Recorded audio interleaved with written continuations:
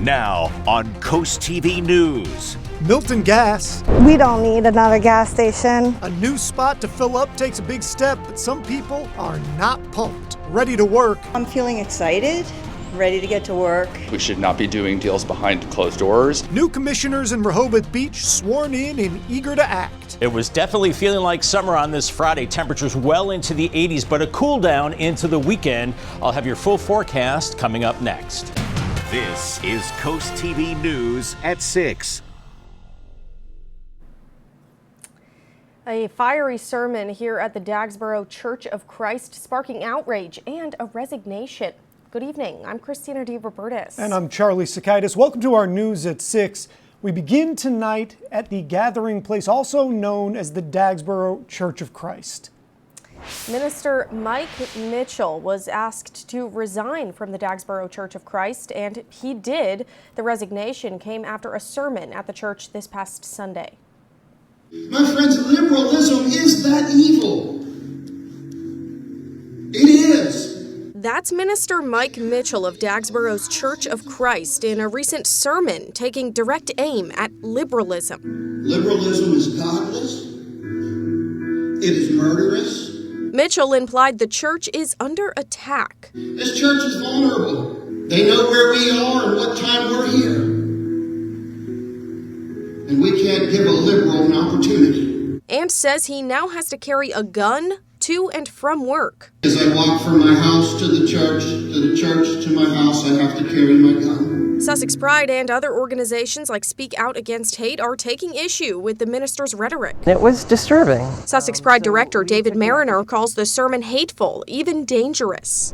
The language was inappropriate and went over the top to characterize a whole group of people as evil, to characterize a whole group of people as murderous. That's just inflammatory. And other faith leaders are speaking out, like Associate Pastor Mark Harris of St. Peter's in Lewis. I don't think those are Christian values at all. Harris says he felt personally targeted by Mitchell's words. He slams all liberals as being somehow domestic terrorists. He's slamming me, right? And I don't think of myself as a domestic terrorist. Mitchell put out a statement saying his goal has always been to, quote, communicate biblical truth with honesty and respect. The Dagsboro Church of Christ says it asked Mitchell to resign from his position, which Mitchell agreed to do. And Minister Mike Mitchell also said in that same statement, quote, I have been canceled. I have lost my role as minister, my television program, and my social media page. Out of fear for my life and my family's safety, I have been forced into hiding. He continued, saying he has received numerous threats against himself and his children. Delaware State Police tell us they received reports of Mitchell receiving online messages. Police say those messages were harassing, but not threatening. On your screen now, a look from above at where a new Royal Farms store will be built in Milton. CoastTV News reporter Emma Aiken is live there now. Emma, the project just crossed a huge milestone. Christina, I'm right across the street from where that new Royal Farms will be built. You can see this roughly 2 acres of land under these trees here. And this is right next to the intersection of Route 16 and Union Street Extension. It's also right next to the recently built McDonald's here in Milton. And DelDOT just gave $1.8 million to Royal Farms to start traffic improvements right here. Getting gas. Now there will be a new place to do that in Milton. We don't need another gas station. Some locals like Holly Burke are not happy with the plans for a new Royal Farms in town. The store would be built on this land near the intersection of Route 16 and Union Street Extended. Lifetime local Linda Pride says the area is getting too crowded. I'm worried about the traffic, and I think we're close to the other Royal Farms, and we already have a gas station here. To try and ease some of that traffic, this week DelDOT gave $1.8 million to Royal Farms for improvements to the area near the intersection. Things like new turn lanes, a new signal, a crosswalk, and stormwater management. At a different Royal Farms over in Harbison, sisters Savannah and Kaylee Hope were at the pump, fueling up and offering their thoughts. I think it's like convenient because like obviously like it's needed. Like people need gas, especially with like tourists. Like the gas pumps are always like going to be full. For now, it's a full tank of opinions, while plans for Milton's new Royal Farms remain in motion. Multiple people we spoke with mentioned the gas station already in Milton, the Quick Stop just up the street from here, saying they think a Royal Farms could either help hurt the business of the Quick Stop already there or provide the Quick Stop with some much needed relief. Reporting live in Milton, Emma Aiken, Coast TV News. And thank you, Emma. The Royal Farms that Emma just mentioned, it received its first approval back in 2023 for fuel pumps and site improvements. Since then, the engineering firm representing the project has requested multiple extensions. Earlier this year, a house on the land where the Royal Farms will be built, that had to be relocated. Rehoboth Beach now has two new commissioners.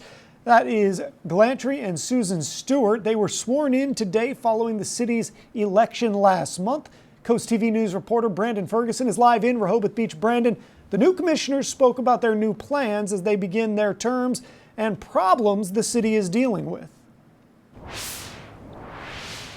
Charlie, the city hall behind me earlier today was filled with people anticipating the swearing-in ceremony of both Susan Stewart and Chris Galantry. For background, Galantry is an urban planner, a community activist, and a businessman. He says this skill set will add value to the Board of Commissioners. Stewart is a lawyer and a member of the Planning Commission. She says because of this, she knows what the city needs. Coast TV asked both of the new commissioners about the ongoing lawsuit over city manager Taylor Tedder's hiring process and salary. Neither commissioners would comment, citing the active lawsuit, but said this on how to avoid similar situations moving forward.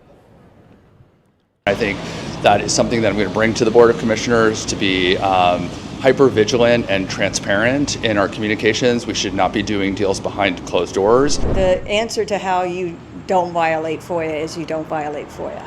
I think Taylor Tedder's doing a spectacular job, and I think it's critical for us as a city to get behind him so this investment we made can pay off.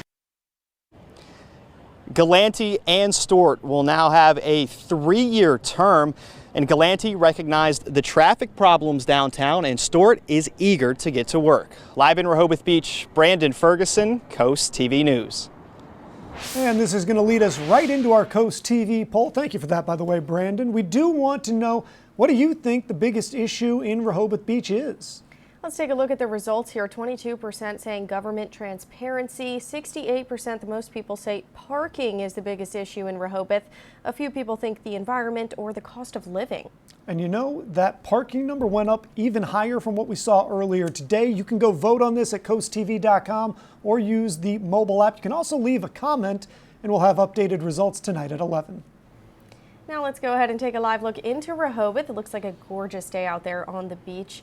Our First Alert Chief Meteorologist Bob Trihey joins us now with a check on the forecast. Good evening, Bob. Hey, good evening, Christina. Summer is winding down, and boy, did it feel like it today. Temperatures into the upper 80s, still 86 in Redden, 85 in Georgetown, Gumboro 83. A little cooler at the beaches, 79 Lewis, Bethany Beach 77, Ocean City 74. We're seeing dew points in the 60s and 70s. Those are coming up a bit of a muggy feel ahead of a cold front, so feeling like 80s to close to 90 in Redden and 70s at the coast as the wind's still coming in out of the south, but they're going to shift to the north once we see that cold front come through. But right now it's clear, and we're really not going to see much with this front as it's starting to head our way. Just a wind shift and a little cooler. Some showers farther back to our west, but for us just a dry frontal passage. So cooling from the 70s as we go into this evening on Futurecast, and then into midnight into the 60s. Here's your evening planner if you're out on the town, looking great. Winds are light. They will shift to the north and we'll be falling into the 60s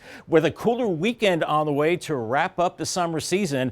I'll let you know what fall has in store as we head into early next week and my full forecast in just a little bit. Thank you, Bob.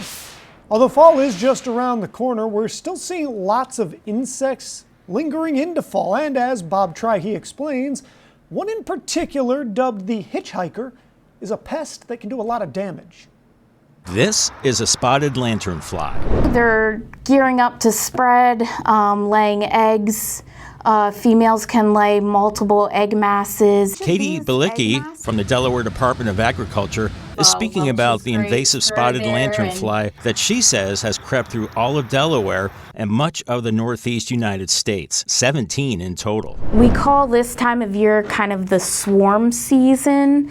So spotted lanternfly are finding new food sources, new mates, new places to lay eggs. So we're seeing a lot more activity in spotted lanternfly movement this year. The Department of Agriculture says lanternflies are detrimental to Delaware forests and agriculture, and upcoming frost or freeze will kill a lot of the adults, but not the egg masses. That's because Delaware winters aren't severe enough. The Department of Agriculture has an egg scraping program in the winter. We probably destroyed about 70 to 80,000 egg masses, and I feel like we just didn't hit the number that we need to see a decline in spotted lanternfly egg masses. Egg masses can be found on different surfaces. Trucks, trailers, playground equipment, grills, outside, anything with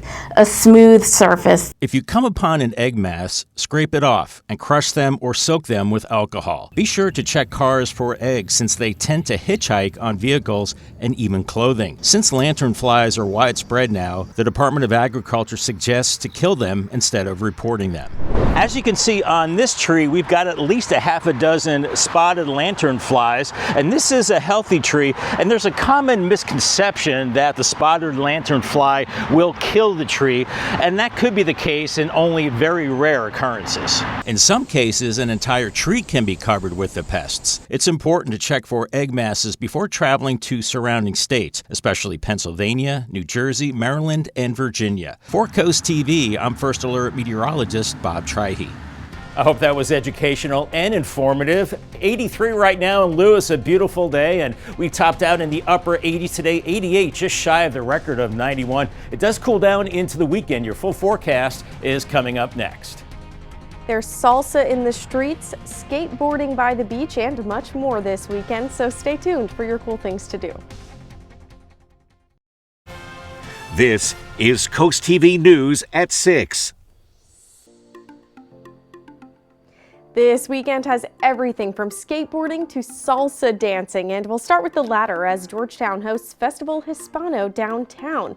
It's on Sunday from 11 to 7 on North Race Street, celebrating Hispanic culture with food, live music, and community. This year marks the 31st edition of the festival. If you want to give back this weekend, you can join Captain Jack Sparrow and his pirate crew in Ocean Pines Sunday morning for the Marine Debris Plunder. It's a family-friendly cleanup with prizes for all the trash you haul in. Ocean City is rolling out the red carpet for skaters this weekend. The first class of the Mid-Atlantic Skateboard Hall of Fame gets inducted on Saturday. In Milford, it's the city's largest annual outdoor festival on Saturday, the Riverwalk Freedom Festival. Starts at 9 a.m. and goes all day long. There's going to be live music, a brew garden, and the annual Duck Dash, plus fireworks at dusk. And the Delaware Resort's Fall Home Expo is back this weekend at Cape Henlopen High School. There's going to be more than 80 home-related exhibitors under one roof. It's free and open to the public both Saturday and Sunday.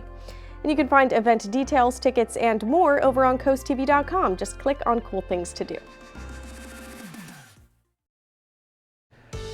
What a way to end the week. Boy, we had that summer feel out there today. 88 in Georgetown and Salisbury, 81 in Ocean City, Wallops Island 85 with Easton at 86. And we just missed a record high by 3 degrees in Georgetown today. The record was 91. This evening is pleasant. It's mild, mainly clear. Temperatures falling from the 70s into the 60s. And then cooler this weekend with the front coming through. I think we'll see more clouds on Sunday with an onshore flow and highs in the low to mid 70s. But it's still toasty out there right now. 84 Seaford, 85 in Georgetown. Milton 79 with 77 in Bethany Beach. And we're looking at dew points in the 60s and 70s. That's an indication that it's a little muggy ahead of a cold front. So we're feeling like 80s to around 90 in Redden right now, and 70s at the beaches as the winds are coming in out of the south, but they'll shift to the north behind the cold front as we're in the mid 70s on Saturday, 73 on Sunday. Fall arrives on Monday. It'll be feeling like it's 76 and then back into the low 80s Tuesday and Wednesday as we're looking at clear skies right now. We do have a cold front that will be sliding through Delaware this evening. Not a lot of fanfare with it. We're seeing clouds and some sprinkles back to Pennsylvania and western parts of Maryland. But for us, it's just a wind shift, and that will bring in some cooler air with high pressure as we go into the weekend. As we're looking at the muggy meter behind that front, we do get into the comfortable range the next couple of days, and then it becomes a little muggier to more humid as we go into next week. That's when our rain chances increase. Fenwick Island and Ocean City tomorrow looking good. Temperatures in the lower 70s. Rip Current threat is low. UV index is high, and low 70s too from Lewis on into Rehoboth with a little more cloud cover. So through this evening, temperatures falling into the 60s. The winds will turn in out of the north by Saturday morning. Some clouds and temperatures in the 60s with the winds picking up out of the north and east. And we're looking at temperatures only in the mid 70s tomorrow, but feeling cooler with that breeze off the ocean with the clouds increasing tomorrow night. And I think it's mostly cloudy as we go into Sunday, maybe a sprinkle with temperatures only into the low 70s. As we increase the moisture as we go into Tuesday, Wednesday, and Thursday, I think we could be looking at some steady to maybe heavy rain as we go into Thursday evening. Here's Tropical Storm Gabrielle starting to get its act together well out in the Atlantic Ocean. It looks like it will be missing us well to the east, moving to the east of Bermuda, maybe strengthening into a Category 2. But for us, it might just kick up the surf. That's about it. 63 tonight, mainly clear and pleasant. 75 tomorrow, partly cloudy and cooler, then a little cooler on Sunday with 73. Paul Davis 7-day forecast looking good through the weekend with a mix of sun and clouds. A little cloudier on Sunday as fall arrives on Monday, 76, and then the rain chances increase by Tuesday, 82. Still a little rainy into Wednesday, a high around 80, and then mid 70s Thursday and Friday with some showers, overnight lows in the 60s. Delmarva Sports Network from the Wawa Studios. The Friday night lights are here. Milford visits Woodbridge in DSN's game of the night, and it's a battle of two squads looking to get back on track. The Raiders are 1-2. However, Woodbridge did just fall to Sussex Central 40-6 last week. As for the Buccaneers, they're 0-2. In those two losses, Milford has allowed over 75 total points, but head coach Rod Milstead feels like things are moving in the right direction. I think tonight is the night that, you know, if we come out and play the way we practice, we'll play a complete football game, and that's what I want to see. I want us to see us play hard for 4 quarters with high energy, and then, you know, let the chips fall when they may.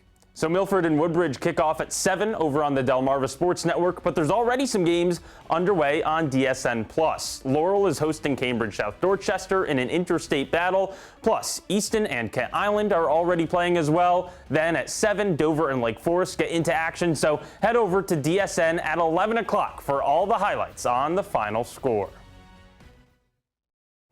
I don't think we could have scripted a better forecast for your Friday evening. Looking great. Temperatures in the 70s, light winds, and then 60s overnight. I think by tomorrow morning, we're settling into the lower 60s. Here's your Paul Davis 10-day forecast. Cooling down this weekend, 75 on Saturday, 73 on Sunday. Then fall arrives on Monday. It'll be feeling like it, around 76. And then we're looking at showers increasing Tuesday, warm into Wednesday, and unsettled the rest of the week with some showers and maybe rain the first half of next weekend.